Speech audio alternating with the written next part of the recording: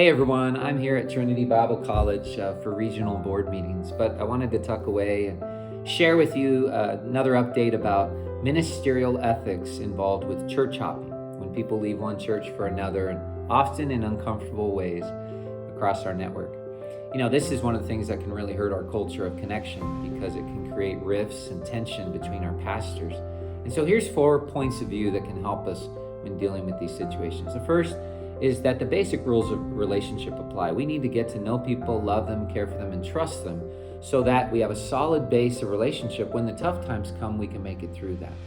So this is a good chance for you to assess how involved are you in the network. Maybe that's not a personal desire of yours, but it's a good thing to have so that when the tough conversations come, we can stay a strong team.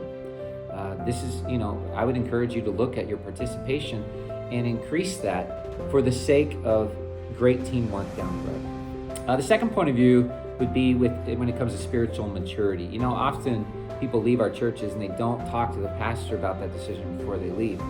And that's a sign of immaturity because the pastor, as you know, is a spiritual authority. It's one of the greatest ways we hear the voice of God in our lives. So for every major decision, we should seek God's voice through our pastor, through our spiritual authority, before we decide what we're going to do.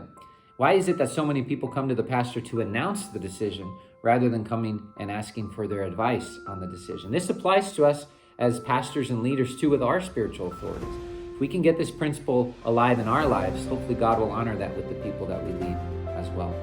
The third thing to consider is our culture of multiplication. You know, everything that we have, I want to hold loosely because at some point we want to give it away so that God can multiply it and make it even better. It's like that seed falling to the ground and producing much fruit that the Bible talks about.